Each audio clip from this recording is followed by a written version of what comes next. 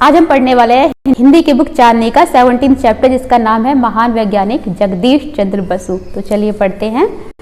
पेड़ पौधों में भी जीवन होता है, वे भी हमारी तरह खाते पीते हैं, सोते जागते हैं, सांस लेते हैं और सुख दुख का अनुभव करते हैं। बहुत लोगों को इस बात पर विश्वास नहीं होता, लेकिन लगभग 100 साल पहले हमें इसकी जानकारी कराने वाले प्रथम वैज्ञानिक थे श्री जगदीश चंद्र बसु। ओके, उन्होंने हमें ये बताया था कि जो पेड़ पौधे होते हैं वो लिविंग थिंग्स, सजीव चीजों में आते हैं। सजीव का क्या मतलब? सजीव जिनके अंदर जान होती है। तो इस चीज की जानकारी कराई थी हमें महान वैज्ञानिक जगदीश चंद्र बसु ने कि जो पेड़ पौधे होते हैं उनके अंदर जान होती है, वो भी हमारी तरह सोते जागते हैं, उठते हैं, उनको भी दुख सुख का अनुभव होता है जैसे हम लोग करते हैं, जैसे कि जानवरों को, इंसानों को होता है, उसी तरीके से पेड़ पौधे भी है। जगदीश चंद्र बसु का जन्म हुआ था 23 नवंबर 1858 ईस्वी में ढाका में। ढाका के जनपद विक्रमपुर कस्बे के राढ़ीरवाल गांव में। ढाका जो कि अब बांग्लादेश में है।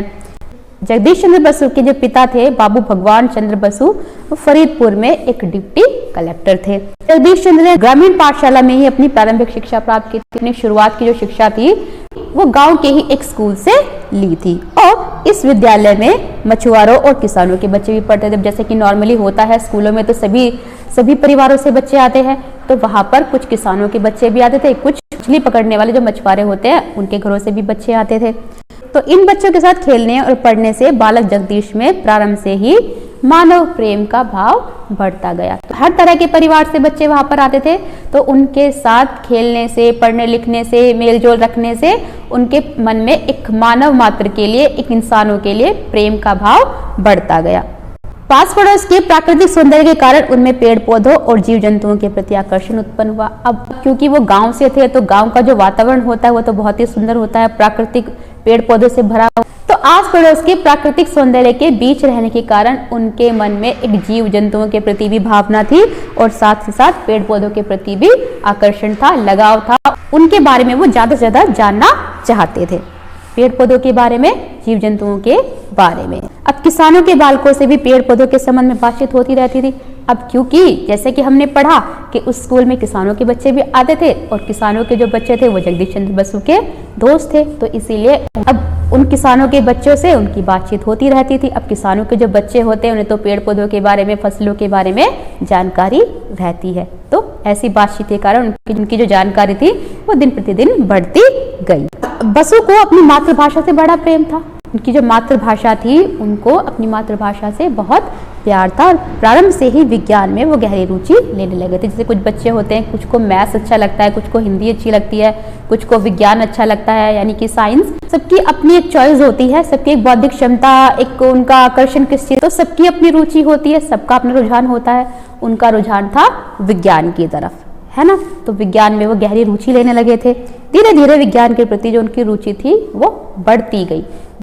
विज्ञान के बारे में ज्यादा से ज्यादा जानने की उनकी जो इच्छा शक्ति थी वो बढ़ती चली गई और वे ऊंची शिक्षा प्राप्त करने के लिए इंग्लैंड जाना चाहते थे। अब आज के समय में हमें बाहर जाने की जरूरत नहीं है अच्छी शिक्षा लेने के लिए, हमारे देश में हर तरह की सुविधा है। लेकिन 100 साल पहले इतनी सुविधा भारत देश में शायद नहीं थी, तो इस वजह से उनको पढ़ने के लिए, उच्च शिक्षा हासिल करने के लिए, ज्ञान में उच्च शिक्षा प्राप्त करने के लिए वो इंग्लैंड जाना चाहते थे। उन्हें विदेश भेजने के लिए माता के पास पैसे नहीं थे। अब ऑब्वियस सी बात है, किसी दूसरे देश में जाकर पढ़ाई करने के लिए, वहां पर रहने के लिए तो बहुत पैसे की जरूरत होती है ना। तो उस टाइम पर उनके पिता के पास इतने पैसे नहीं थे, गरीब परिवार से थे वो।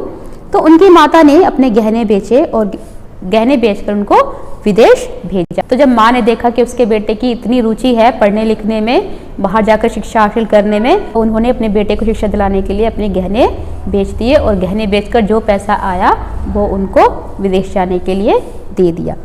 तो बसु ने सन 1884 ईस्वी में कैम्ब्रिज विश्वविद्यालय से स्नातक स्तर की शिक्षा उत्तीर्ण की। 1884 में उन्होंने कैम्ब्रिज विश्वविद्यालय से स्नातक की उपाधि प्राप्त की। स्नातक मतलब ग्रेजुएशन। तो लंदन में रहते समय जगदीश चंद्र बसु वहां के बड़े बड़े वैज्ञानिकों के संपर्क में आए। अब वहां पर जब वो रह रहे थे तो बहुत बड़े बड़े वैज्ञानिक थे वहां के, उनसे उनकी लगातार बातचीत होती रहती थी, तो बहुत सारी चीजें उनको जानने के लिए मिलती थी उनसे। तो इससे उनके ज्ञान में निरंतर वृद्धि होती चली गई, बहुत सारी नॉलेज उनको हो गई। और भारत वापस आने के बाद ये प्रेसिडेंसी कॉलेज कोलकाता में भौतिक विज्ञान के प्रोफेसर नियुक्त हुए, है ना। तो इसी बीच अबला बसु के साथ उनका विवाह हो गया। अब इन दिनों यद्यपि बसु की आर्थिक स्थिति इतनी अच्छी नहीं थी, संतोषप्रद नहीं थी, फिर भी वो शोध कार्य में लगे रहे। उन्होंने अपनी पढ़ाई नहीं छोड़ी और बेतार के तार पर उन्होंने महत्वपूर्ण कार्य किया। उन्होंने ही बेतार के तार का आविष्कार किया था। तो बसु ने पेड़ पौधों पर वैज्ञानिक प्रयोग आरंभ कर दिए। तो उनकी पेड़ पौधों के अंदर इतनी रुचि थी कि उन्होंने लगातार जानने के प्रयास अपने जारी रखे पेड़ पौधों के बारे में, और उन पर प्रयोग वो लगातार करते रहे ताकि नई नई जानकारियां उनको मिल सके पेड़ पौधों के बारे में। उन्होंने सिद्ध किया कि पेड़ पौधों में भी जीवन होता है।